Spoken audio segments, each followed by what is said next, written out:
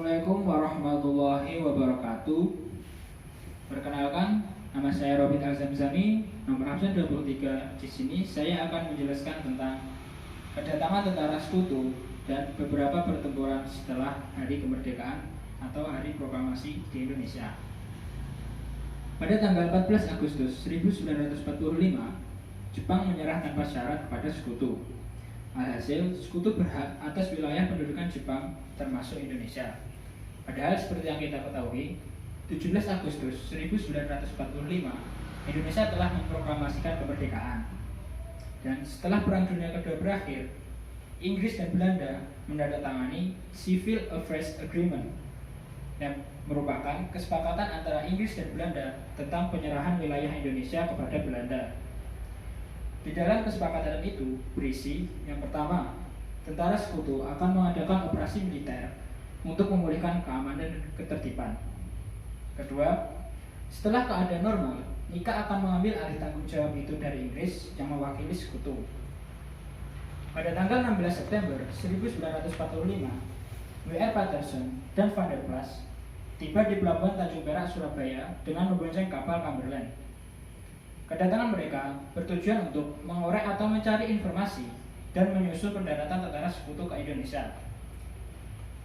Setelah merasa informasi telah cukup, Louis Mountbatten membentuk AFNI yang merupakan singkatan dari Allied Forces Netherlands East Indies yang dipimpin oleh Sir Philip Christison yang bertugas antara lain: pertama, menerima penyerahan kekuasaan tentara Jepang tanpa syarat. Kedua, membebaskan para tawanan perang dan interniran Sekutu. Ketiga, melucuti dan mengumpulkan orang-orang Jepang untuk dipulangkan ke negerinya. Keempat, menegakkan dan mempertahankan keadaan damai, menciptakan ketertiban dan keamanan, untuk kemudian diserahkan kepada pemerintahan sipil. Dan yang terakhir, mengumpulkan keterangan tentang penjahat perang untuk kemudian diadili sesuai hukum yang berlaku.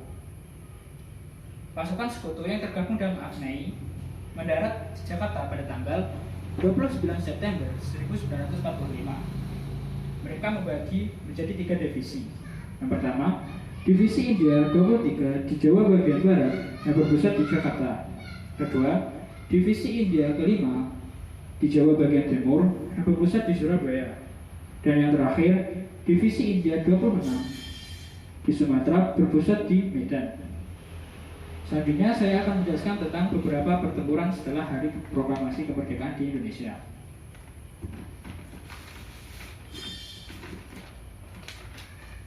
Yang pertama, tentang perjuangan rakyat Semarang.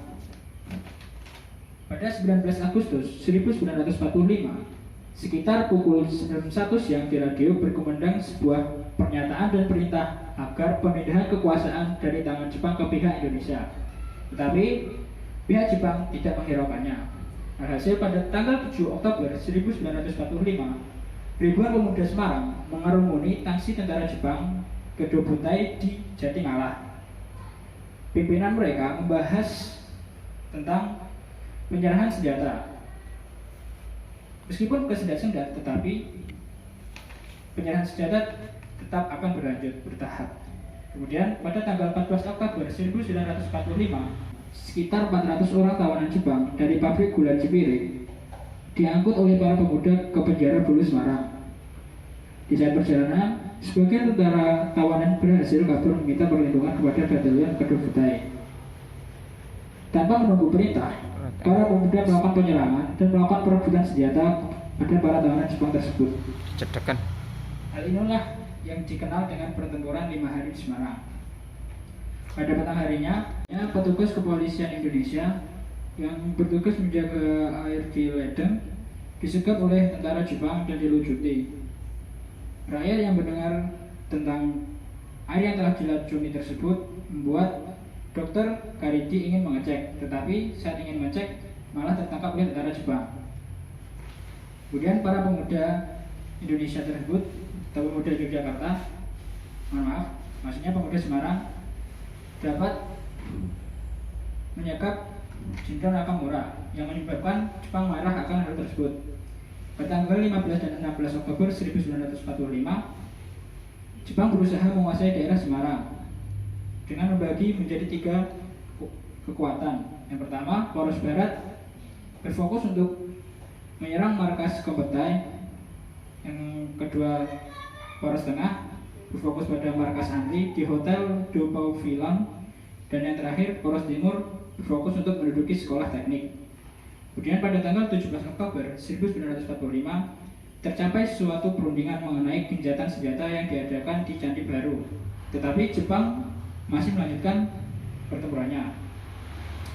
Keesokan harinya, 18 Oktober 1945 atau hari kelima, Jepang berhasil mematahkan berbagai serangan para pemuda. Kemudian Jenderal Shimoda dan Sartono dengan Nakamura melakukan perundingan untuk mengatur gencatan senjata.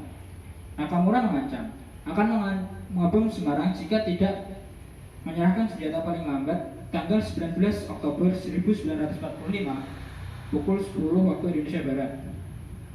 Kemudian esok harinya di pagi hari tiba-tiba pukul 7.45 tentara sekutu mendarat di pelabuhan Semarang. Hal ini membuat para tentara sekutu tersebut akan melucuti tentara-tentara Jepang. Yang kemudian perang akan berakhir. Untuk mengenang tersebut dibangunlah Tugu Muda di Semarang. Kemudian kita akan melanjutkan ke pertempuran yang kedua, yaitu pertempuran Yogyakarta. Pada tanggal 26 September 1945, sejak pukul 10 pagi, semua pegawai instansi pemerintah dan perusahaan-perusahaan yang dikuasai oleh Jepang mengadakan aksi pemogokan.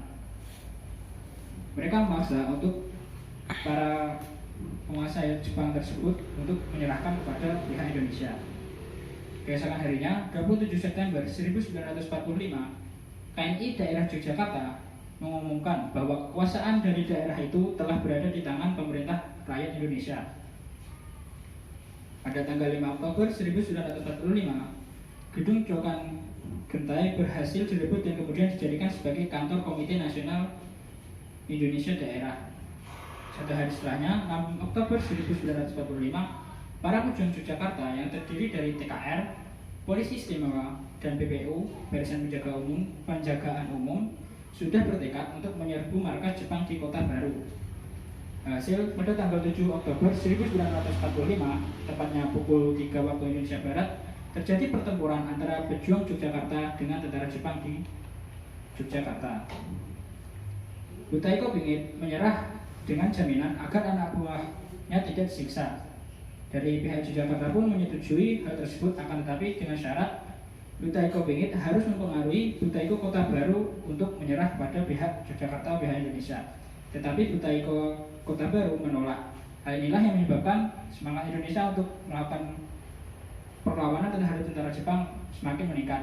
Alhasil, akhirnya pukul 10 waktu Indonesia Barat, markas Jepang di Kota Baru secara resmi diserahkan ke tangan Yogyakarta. Setelah Kota Baru jatuh, usaha perebutan semakin meluas. RP Sudarsono kemudian memimpin pelucutan senjata Kaigun di Maguwo. Berakhirnya pertempuran Kota Baru dan dikuasainya Maguwo, maka Yogyakarta berada di bawah kekuasaan rakyat Indonesia. Terakhir yaitu pertempuran Surabaya.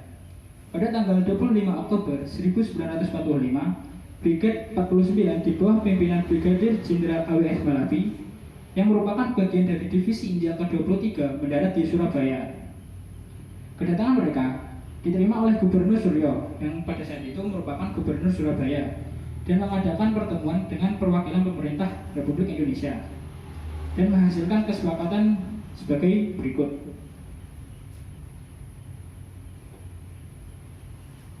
Pertama, Inggris berjanji bahwa di antara tentara mereka tidak terdapat angkutan perang Belanda. Kedua, disetujui kerjasama antara kedua belah pihak untuk menjamin keamanan dan ketentraman.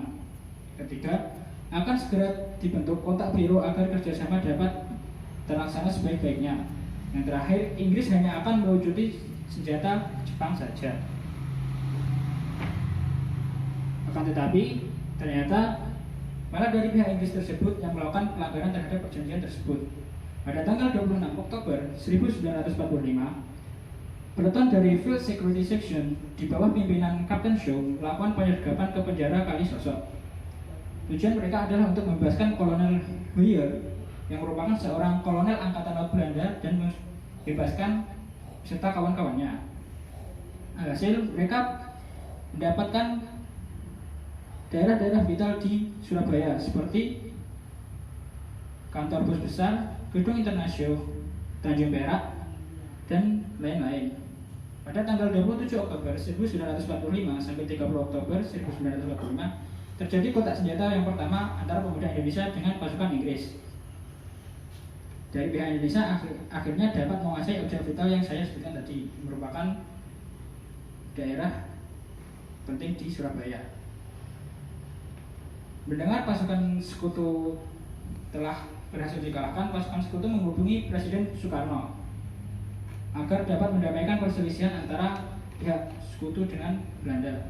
Bung Karno, Bung Hatta, dan Amir Syarifuddin datang ke Surabaya. Perdamaian pun berhasil dicapai dan membentuk kontak biro.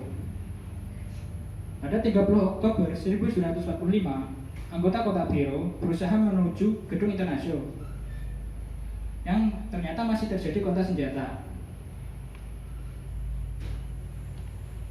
Kemudian pada 20.30, rombongan Malabi yang sedang berada di tempat pemberhentian tanpa listrik meledak, dan Malabi yang berada dalam mobil tersebut tewas. Hasil membuat para tentara sekutu marah. Pada tanggal 9 November 1945, Maijen E.C. Mansers yang sebagai pengganti Malabi mengeluarkan ultimatum agar pihak Indonesia di Surabaya meletakkan senjata selambat-lambatnya jam 6 tanggal 10 November 1945. Alhasil terjadilah pertempuran sengit pada tanggal 10 November sampai 28 November. Semangat arek-arek Surabaya pun bergejolak ketika Bung Tomo sebagai tokoh pembakar semangat tersebut lewat pidato di radio. Pertempuran yang lamanya dalam 3 minggu tersebut menyebabkan banyak tentara maupun di pihak sekutu ataupun Indonesia banyak yang tewas. Akan kegiatan arek-arek Surabaya tersebut 10 November 1945 dijadikan sebagai Hari Pahlawan Indonesia. Sekian, terima kasih. Kurang lebihnya saya mohon maaf. Wassalamualaikum warahmatullahi wabarakatuh.